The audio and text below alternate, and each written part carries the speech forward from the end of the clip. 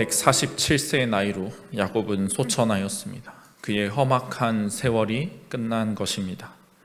이 야곱의 죽음 그의 자손들에게 있어서 매우 충격적인 사건이었습니다. 아브라함과 이삭에 이어서 확고한 약속의 상속자이자 믿음의 집안의 가장이 세상을 떠났기 때문입니다. 이 야곱의 집안 큰 혼란에 빠졌을 것입니다. 그런데 이 야곱의 죽음은 야곱의 집안 사람들에게만 영향을 미친 것이 아니라 다른 이들에게도 영향을 미쳤습니다. 오늘 본문 말씀은 애굽 전역에 그 영향이 미쳤음을 보여주고 있습니다. 야곱은 힘없는 개인에 불과하지만 믿음의 사람인 그의 삶을 통해서 하나님께서는 놀라운 일을 행해 오셨습니다. 그리고 이제 그의 마지막 죽음을 통해서도 그렇게 그는 쓰임받고 있습니다. 야곱은 그의 장례를 통해서 믿음의 사람으로서의 영향력이 무엇인지를 우리에게 보여주고 있습니다. 유명인의 장례에 많은 사람이 조문을 오고 그 소식을 듣고 슬퍼하는 것처럼 말입니다. 야곱이 이 땅에서 마지막으로 준비해 놓은, 부탁해 놓은 그의 장례가 놀라운 일을 일으키고 있습니다. 오늘 우리가 말씀을 살펴보면서 야곱이 그의 마지막을 통해 다른 이들에게 어떤 영향을 미쳤는지 알아보기 원합니다. 우리도 언젠가 이 세상을 떠나 하늘아버지께 돌아가게 될 것입니다. 그리고 그 마지막 순간까지도 사용하여서 하나님께 영광을 돌리게 되길 소망합니다. 우리의 삶이 남김없이 끝까지 하나님 나라와 그 뜻을 위하여 쓰임받게 되기를 원하는 마음 가지고 우리가 이 말씀을 살펴보기 원합니다. 그렇다면 사랑하는 성도 여러분, 성도의 마지막이 다른 이에게 미치는 영향은 무엇입니까? 첫 번째는 사람들의 마음을 움직이는 것입니다. 1절 말씀입니다. 요셉이 그의 아버지 얼굴에 굽으려 울며 입 맞추고, 요셉은 돌아가신 아버지 얼굴에 굽으려서 입을 맞추고 울었습니다. 본문에서는 요셉만 이 아버지 야곱의 죽음에 슬퍼하는 것처럼 등장을 하고 있습니다. 물론 당연히 그의 형제들도 이 자리에 함께 있었을 것이고 아버지를 위해서 슬피 울었을 것입니다. 그러나 지금 요셉이 슬퍼한 것을 성경이 부각시키고 있는 것은 이것이 하나님께서 과거에 야곱에게 주셨던 약속의 성취임을 보여주기 위함입니다. 하나님께서는 야곱에게 말씀하시기로 요셉이 그의 손으로 내 눈을 감기리라 하셨습니다. 그 말씀이 그대로 이루어졌습니다. 이처럼 아버지 앞에 굽으려 울면서 슬퍼할 수 있는 것, 고인과 가장 가까웠던 사람에게 주어지는 영예입니다. 누가 뭐래도 야곱이 가장 사랑했던 아들은 요셉일 것입니다. 그래서 요셉은 이처럼 가장 가까이에서 아버지의 슬픔을 애도하고 있습니다. 야곱은 그의 사랑하는 아들 또 사랑하는 가족들의 애도를 받고 떠납니다. 우리가 매일 큐티 예레미야 말씀에서 계속 보는 것처럼 제대로 된 애도를 받지 못하고 장례 절차를 치르지 못하는 죽음은 매우 부끄러운 것이고 수치스러운 두려운 일입니다. 그것에 비하면 사랑하는 사람들의 이 애도를 받으면서 떠날 수 있다는 것, 참으로 복된 일입니다. 그런데 성경은 이 애도함에 동참하는 이들이 더 있었음을 우리에게 말하고 있습니다. 3절 하반절 말씀입니다. 애굽 사람들은 70일 동안 그를 위하여 곡하였더라. 이 야곱의 장례는 애굽의 국가 장례식으로 치러지고 있습니다. 애굽 사람들도 이 애도함에 함께 하였습니다. 야곱이 이방인인데 국가의 귀빈으로 대우를 받고 있습니다. 이 장례의 기간, 애굽 사람들이 야곱의 죽음을 위해서 애도한 기간이 총 70일이었습니다. 야곱의 시신을 향으로 처리하는데 40일이 걸렸는데 이 야곱의 죽음으로부터 애도를 하기 시작하였을 것이고 40일이 지난 후에도 30일 동안 더 애도의 기간을 지켰습니다. 여러분, 어떻게 이런 일이 일어날 수 있습니까? 이집트 온 그 넓은 나라가 고센 땅에 사는 이방인 한 사람의 죽음을 위해서 2개월 하고도 10일 동안 애도한다니 말입니다. 거기다 더 놀라운 것은 과거 애굽에서 왕이 죽었을 때, 그들의 파라오가 죽었을 때 곡하는 기간이 72일로 기록이 되어 있다는 점입니다. 그렇다면 지금 파라오보다 이틀 더 적은 이 날수를 야곱의 죽음을 위해서 애도를 하고 있다는 것이 됩니다. 파라오의 장례에 버금가는 바로 다음 되는 이 국가 장례식이 이루어졌음을 우리가 알 수 있습니다. 대체 야곱이 무엇 때문에 이런 대우를 받고 있는 것입니까? 이것이 가능한 이유는 야곱이 요셉의 아버지이기 때문입니다. 요셉은 애굽 모든 백성을 기근으로부터 살린 구원자입니다. 그렇기 때문에 이 요셉의 아버지에 대한 존경의 의미로 바로가 이러한 장례를 명했습니다. 애굽 온 나라는 야곱의 죽음을 슬퍼하며 70일 동안 울었습니다. 뿐만 아니라 수많은 애굽 사람들이 장례의 행렬에 참여했습니다. 오늘 본문 7절과 9절 말씀입니다. 요셉이 자기 아버지를 장사하러 올라가니 바로의 모든 신하와 바로 궁의 원로들과 애굽 땅의 모든 원로와 병거와 기병이 요셉을 따라 올라가니 그때가 심히 컸더라 말하고 있습니다. 애굽 사람들은 가나안 땅까지 가는 이 먼 장례의 행렬에 합류했습니다. 상역군들, 장례 절차를 돕기 위한 사람들만 지금 따라간 것이 아닙니다.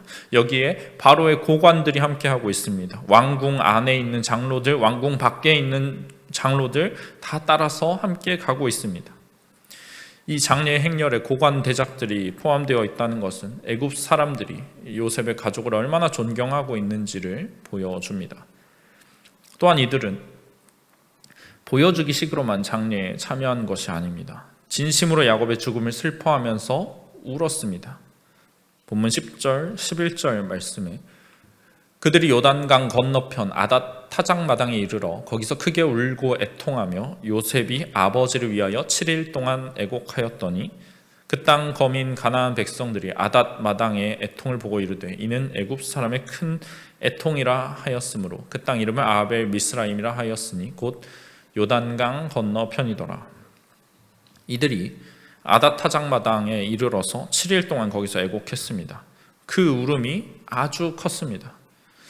여기 사용된 원어는 아주 쓰라린 마음으로 우는 것을 묘사하고 있습니다. 이 애굽 사람들이 요셉의 울음과 함께 맞추어서 자신들도 마치 내 아버지가 돌아가신 것처럼 슬프게 울었습니다. 그 울음이 얼마나 컸는지 그 땅에 거주하는 가나안 백성들이 이것을 보고 놀라서 애굽 사람들의 큰 애통이다, 아벨 미스라임이다, 이 땅에 이름을 붙일 정도였습니다. 그 슬픔이 가나안 사람들에게도 영향을 미친 것입니다. 여러분, 우리가 다른 사람의 죽음을 인해 슬퍼한다는 것은 그를 사랑했다는 의미입니다. 또한 그가 그만큼 다른 이들에게 선한 일을 많이 베풀었음을 의미합니다. 이전에 야곱은 아들 요셉을 잃어버렸을 때, 그리고 베냐민까지 잃어버리게 될지 모른다 생각했을 때 내가 흰머리로 슬퍼하면서 스올에 내려갈 것이다 말했습니다. 그러나 하나님께서는 그에게 평안한 말년을 주셨을 뿐만 아니라 그가 한번 잃어버렸다가 다시 찾은 이 아들을 포함해서 수많은 가족, 그리고 무수한 애굽의 사람들이 슬퍼하는 가운데 스올로 내려감을 봅니다. 하나님께 돌아감을 봅니다. 복된 인생입니다. 이 야곱처럼 선한 삶을 살았던 성도는 다른 이들에게 귀감이 됩니다. 그리고 그의 마지막 장례를 보는 사람들로 하여금 깊은 슬픔을 느끼게 만듭니다. 사람들은 애통해하면서 그 사람의 삶에 대해서 생각하게 됩니다. 그가 살아가면서 어떤 선한 일들을 행했는가, 어떤 착한 행실을 보였는가 추억하게 마련입니다. 야곱의 경우에는 그가 직접 애굽 사람들에게 이런 일을 행한 것은 아니지만 그의 아들 요셉이 온 애굽을 구원하였기 때문에 그의 일이 마치 그가 행한 일처럼 여겨집니다. 그래서 요셉의 아픔에 그들이 동감하면서 울고 있는 것입니다. 여러분, 성도의 장례가 세상 사람들의 장례와 다른 점은 그의 삶이 스스로에게 영광 돌리는 것이 아니라 하나님께 영광 돌리는 증거가 된다는 데 있습니다. 세상의 장례는 고인의 위대함을 추모합니다. 고인이 살아서 어떤 놀라운 일들을 행했는지 그 사람의 업적을 기립니다. 그리고 그 사람을 기억합니다.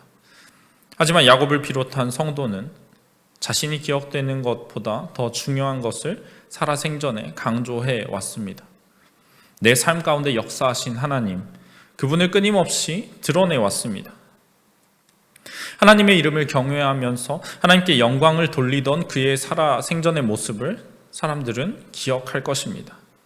그렇게 이 장례에 참여한 이들은 슬퍼하면서 성도의 생애에 대해서 그리고 그의 죽음 이후에 대해서 생각하게 됩니다. 하루하루 정신없이 살아가느라 바쁜 이들에게 이 70일의 시간이 죽음을 애도하는 기간이 주어졌습니다. 이것을 계속해서 묵상하게 됩니다. 야곱, 그가 누구인가? 그가 왜, 무엇 때문에 그렇게 선한 삶을 살았는가? 그가 누구를 힘입어서 이 구원의 아들을 길러낼 수 있었는가? 이것을 생각하게 됩니다. 그리고 그 생각은 자연스럽게 고인이 살아서 자랑해왔던 하나님께 도달할 수밖에 없습니다. 야곱은 바로의 앞에서조차 하나님을 높이던 사람이었기 때문입니다. 성도가 살아서 행했던 일들은 그의 죽음 이후에 사라져 버리는 것이 아닙니다. 다른 이들에게 교훈을 주고 마음의 감동을 주고 그들로 하여금 그가 섬기던 하나님을 보게 만듭니다. 내 삶에 가장 드러나는 것 하나님이었음을 증거해 왔다면 그 마지막을 보면서 사람들은 자연스럽게 하나님을 생각하게 됩니다. 그의 마음이 움직이게 될 것입니다. 이어서 두 번째로 성도의 마지막이 다른 이들에게 미치는 영향은 무엇입니까? 세상과는 다른 구별됨을 보여줍니다. 야곱의 장례는 애굽 사람들이 익히 알던 장례의 절차와 사뭇 다른 점들이 있었습니다. 2절 말씀에 그 수종들은 의원에게 명하여 아버지의 몸을 향으로 처리하게 하매 의원이 이스라엘에게 그대로 하되.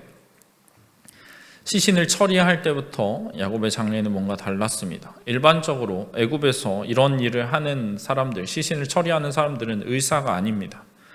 이것은 본래 애굽의 제사장들에게 주어지던 일입니다. 왜냐하면 애굽에서 이 시신을 처리하는 것은 종교적인 의미를 가지고 있기 때문입니다. 애굽에서 높은 사람들의 시신을 처리하는 방법은 썩지 않도록 썩기 쉬운 부위들을 제거해서 미라를 만드는 것입니다. 그들이 이렇게 시신을 처리하는 이유는 죽은 영혼이 언젠가는 자기 육체로 돌아와서 부활한다는 종교의 내세관을 가지고 있기 때문입니다. 그래서 훗날 영혼이 돌아왔을 때 머무를 그릇으로서 이 육체를 처리하는 것입니다. 그런데 요셉이 이것을 자신의 아버지의 시신을 애굽의 제사장들이 아니라 의원들에게 맡긴 것은 이러한 종교적인 의미가 담기는 것을 피하기 위함으로 보입니다. 본래 히브리인들의 장례 관습은 죽은 자를 바로 매장하는 것입니다.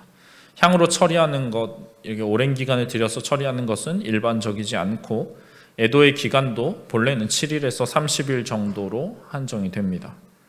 근데 야곱의 장례는 지금 그것과 좀 다른 모습을 보이고 있습니다. 야곱의 장례는 애굽에 있기 때문에 그 애굽의 문화를 따라 그 안에서 이루어졌습니다. 하지만 일반적인 조상의 전통을 따르지 않는 이 부분들이 분명히 있지만 그렇다고 해서 애굽의 종교와 그 정신을 그대로 수용하고 있지는 않습니다. 요셉이 이러한 애굽의 장례 절차를 달가워하지 않았음에도 야곱의 시신을 이렇게 처리해야 될 필요성이 있었습니다.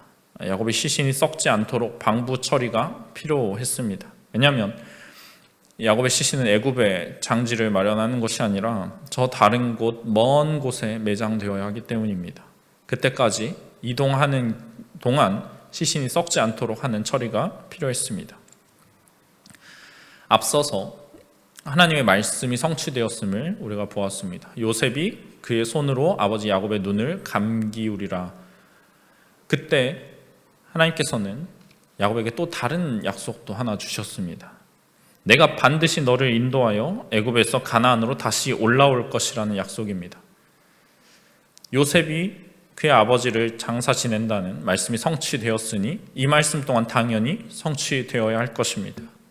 그래서 야곱은 이것을 굳게 믿었고 생전에 자신의 가나안에 매장해 줄 것을 맹세하도록 만들었습니다. 요셉으로 하여금 다른 마음을 품지 못하도록 준비해 두었습니다. 이제 요셉은 이 어려운 일을 행하기 위해서, 그 맹세를 지키기 위해서 바로에게 사람을 보냅니다. 그가 아버지의 시체를 접촉했기 때문에 부정해져서 바로에게 직접 나아가지 못한 것으로 보입니다.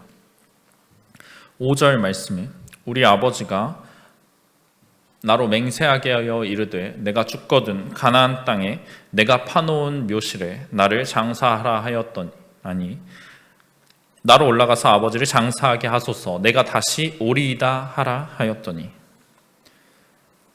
요셉은 바로에게 돌아가신 아버지가 내게 맹세를 하게 만들었는데 내가 그것을 지키게 해달라 청하고 있습니다. 가나안 땅에 자신을 매장해 달라는 그 청을 수행해야 한다 말합니다. 근데 여기서 요셉은 아주 조심스러운 태도를 취하고 있습니다. 요셉은 자신이 이 맹세를 지키기 위해서 아버지를 매장하기 위해서만 애굽을 잠시 떠나는 것이고 반드시 다시 돌아오겠다는 확신을 바로에게 주려고 노력하고 있습니다. 왜냐하면 이들이 장례를 치르기 위해서 애굽을 잠시 떠나는 것은 매우 민감한 사안이기 때문입니다. 바로는 이미 야곱의 가문을 애굽의 주민으로 받아들이기로 결정했습니다. 그들이 여기 영원히 거하기를 원하고 있습니다. 물론 이들은 우리는 여기 머무르지 않을 것이고 주민이 되지 않고 잠시 머물러 있다가 우리의 땅으로 다시 돌아가겠다 얘기했지만 바로는 이것을 기뻐하지 않습니다. 이런 상황에서 지금 아버지의 장례를 위해서 가나안 땅으로 가겠다는 요셉의 말은 자칫하면 애굽을 배신하고 도망치겠다는 말로 들릴 수가 있습니다. 그래서 요셉은 아버지의 요청을 바로에게 전할 때 그 말을 조금 바꿉니다. 아버지는 요셉에게 내 조상들과 함께 매장되기를 원한다라고 말했습니다. 하나님을 믿는 그 신앙과 조상들이 바랐던 그 땅에 대한 열망이 담겨 있는 표현입니다. 그런데 요셉은 바로에게 아버지가 내가 파놓은 묘실에 매장되기를 원한다라고 하였습니다 라고 말하고 있습니다. 틀린 말은 아니지만 조금 강조점이 다르다 볼 수 있습니다. 바로로 하여금 지금 이 장례가 그들의 조상과 그리고 신앙의 측면과 연관되어 있지 않다고 여기게 만들기 위함입니다. 바로는 아마도 내가 나를 위하여 판 묘실이라는 말에 반응하였을 가능성이 높습니다. 왜냐하면 이집트의 파라오들이 많은 세월 동안 자기가 묻힐 무덤을 준비하는데 시간과 노력을 들였기 때문입니다. 그 결과 만들어진 것이 피라미드들입니다. 그래서인지 바로는 흔쾌히 내가 나를 위하여 판 묘실에 묻히는 게 맞지라고 생각하면서 이를 허락해 준 것 같습니다. 요셉은 내가 바로를 안심시키고 다시 돌아오겠다는 확실한 증거를 남겨야겠다 생각했습니다. 그래서 8절 말씀에 요셉의 온 집과 그의 형제들과 그의 아버지의 집이 그와 함께 올라가고 그들의 어린 아이들과 양떼와 소떼만 고센 땅에 남겼으며. 요셉이 온 집안 사람들, 아마도 종들까지 포함해서 모두를 데리고 가나안에 올라갔을 것입니다. 그런데 어린 아이들과 그들의 가축대는 고센에 남겼습니다. 이스라엘 전체가 애굽 밖으로 나오지는 못했습니다. 이를 통해서 우리는 이 이스라엘 백성들이 이처럼 잠시라도 애굽 땅 밖으로 나가는 것이 결코 쉬운 일이 아님을 짐작하게 됩니다. 이 거의 바로의 버금가는 권력을 가진 존경을 한 몸에 받고 있는 요셉이 나서서도 최선으로 이끌어낸 결과가 겨우 이것입니다.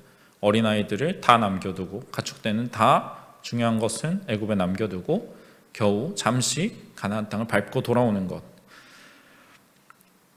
그러므로 이 요셉을 알지 못하는 왕이 일어난 시대에 훗날 이스라엘이 출애굽을 한다는 것이 얼마나 불가능해 보이고 어려운 일인지 우리는 짐작하게 됩니다. 사실 지금 보이는 이 야곱의 장례 행렬이 여러 가지 측면에서 출애굽의 연습과 같다고 말할 수 있습니다.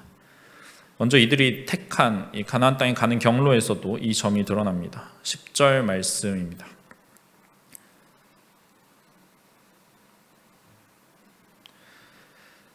그들이 요단강 건너편 아닷 타작마당에 이르러서 거기서 크게 울고 애통하였다라고 말을 합니다.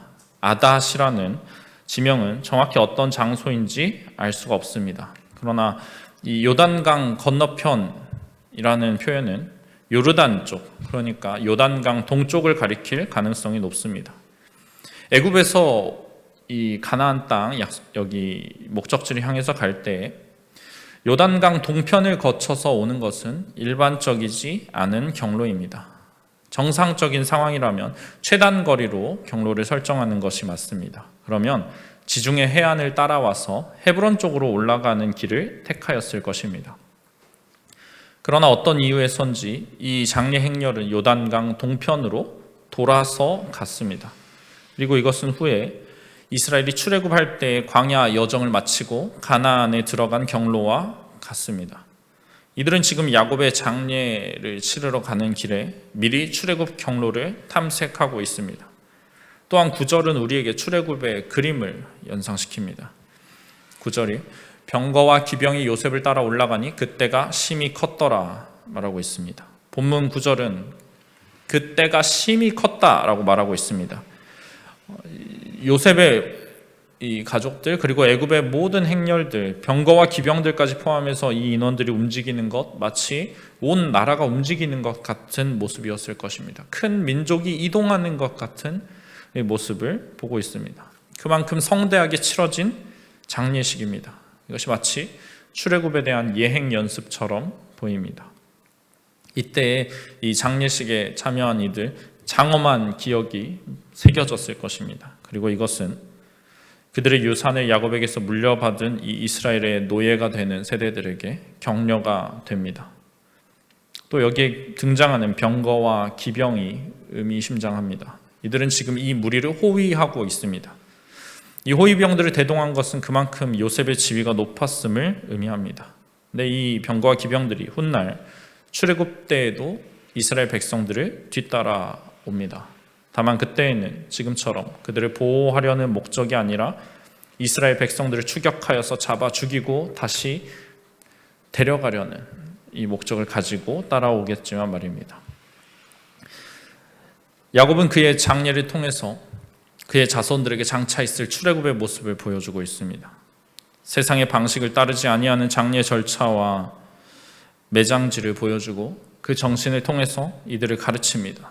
죽어서까지 하나님의 거룩함, 하나님의 영광을 드러내는 것이 무엇인지를 그들에게 가르칩니다. 성도의 장례는 하나님의 말씀에 따르는 것이 되어야 합니다. 세상에 애도하는 방식과는 달라야 합니다.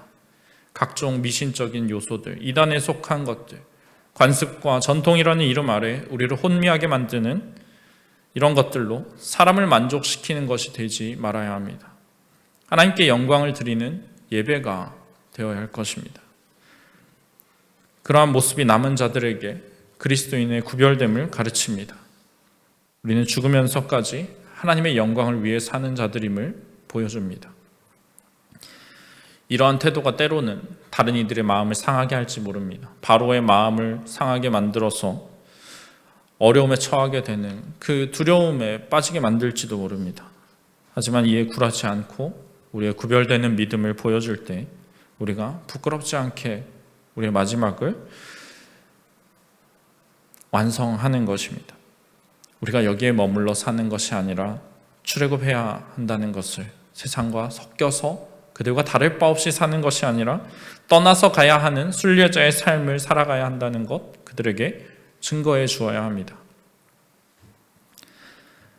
마지막으로 성도의 마지막이 다른 이에게 미치는 영향은 무엇입니까? 영생의 소망을 품게 만드는 것입니다.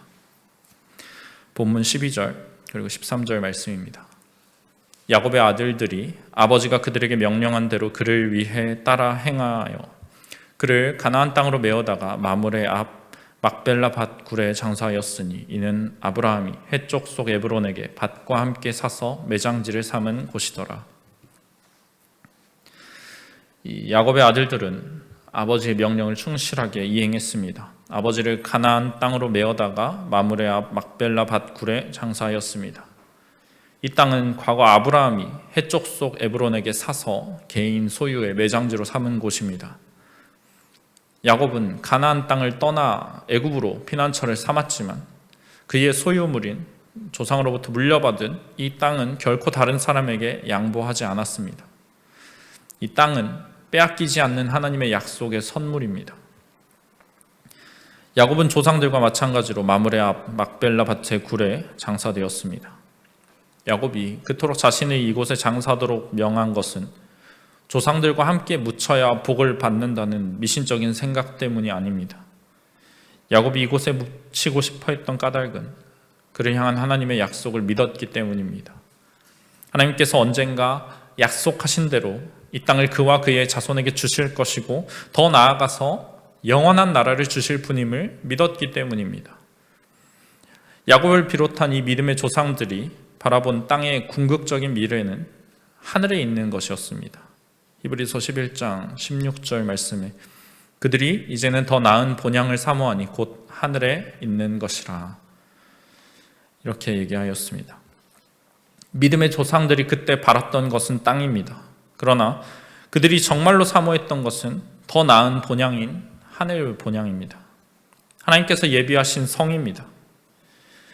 야곱의 땅에 대한 집착은 실제로는 영적인 본향에 대한 갈망이었습니다. 이 땅에서 야곱의 장례는 그야말로 성대하게 치러졌습니다. 수많은 돈을 들어갔을 것이고 아주 화려한 행렬과 수많은 사람들이 와서 그를 위해 애도했고 애국 전역이 70일 동안 울었습니다. 더 이상 바랄 수 없을 만큼 장대한 장례였습니다. 그러나 여러분, 그것이 야곱에게 무슨 의미가 있겠습니까? 그에게 부활의 소망이 없었다면 말입니다. 그리스도 안에서 열리게 될 새로운 세상에 대한 확신이 없었다면, 장차 내가 거할 그곳과 나의 삶이 연결되지 않는다면 이 장례식은 아무런 소용이 없는 것입니다. 야곱은 그가 묻히게 될 이 막벨라 밭 굴 너머에 있는 본향을 바라보았습니다. 그랬기 때문에 하나님께서는 스스로를 아브라함과 이삭과 야곱의 하나님이라 일컬으십니다. 마태복음 22장 32절에 나는 아브라함의 하나님이요 이삭의 하나님이요 야곱의 하나님이로라 하신 것을 읽어보지 못하였느냐. 하나님은 죽은 자의 하나님이 아니요 살아있는 자의 하나님이시니라 하시니. 살아있는 자의 하나님께서 나는 야곱의 하나님이라 말씀하셨습니다. 이것은 야곱이 죽은 자가 아니라 살아있는 자임을 하나님께서 증거해 주신 것입니다. 그는 육신으로는 이 세상을 떠났지만 살아있는 자입니다. 야곱은 그가 믿음의 눈으로 본 것과 같이 영원한 세계에 들어갔습니다. 거기서 살아 있습니다. 야곱은 그의 소원대로 조상들과 함께 묻히고 그가 바라던 영생의 소망을 그의 자손들에게 세상에 밝혔습니다. 이것을 보면서 그의 장례에 참여했던 사람들은 무엇을 생각했겠습니까?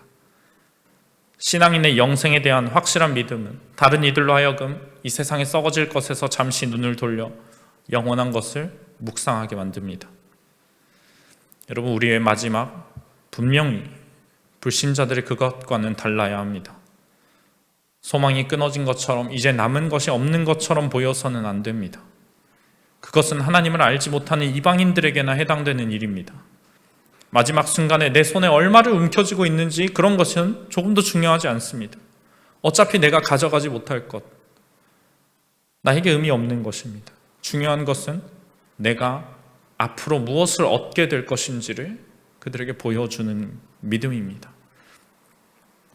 내 생명을 잃어버리는 것 같은 순간에 오히려 영생을 얻는 것, 그것이 성도가 마지막에 보여주어야 할 영향력입니다. 저들로 영생에 대한 소망이 무엇인지 궁금해하게 하고 생각하게 하는 것입니다. 야곱의 마지막을 지켜본 그의 가족들 다시 애굽으로 돌아옵니다. 하지만 그들의 마음은 이전과 같지 않았을 것입니다. 믿음의 조상이 품었던 그 소망, 내 아버지가, 나의 할아버지가 보여줬던 그 소망이 내 안에도 있기를 원한다 고백하였지 않겠습니까? 이것이 그들로 하여금 저 가증한 우상과 속이는 영이 가득한 애굽에서 하나님을 믿는 믿음을 지켜 살아가게 만드는 힘이 되었을 것입니다. 영원한 하늘 본향을 사모하는 자로 이곳에서 장차 나아가 밖으로 나아가서 내 조상이 그러했던 것처럼 저 믿음의 땅을 걸을 힘을 주었습니다. 여러분, 이러한 일이 우리에게도 일어나기를 소망합니다. 내가 지금 세상에 헛된 것이 아니라 영생을 소망하고 살아가며 하나님의 이름을 드러내기 위해서 살아가는 자임을 보여주고 내 마지막까지 그 믿음이 변치 않음을 증거하는 삶을 살기 원합니다. 내 지금의 모든 삶, 마지막 순간까지도 하나님께 붙들려서 쓰임받기를 원합니다. 내 영광, 내 이름이 아니라 하나님의 영광과 하나님의 이름이, 그의 나라와 그의 뜻이 내 삶을 통해서 이루어지기를, 그리고 그렇게 내가 살아가다가 주님께 기쁨으로 돌아가게 되기를 간절히 소망합니다.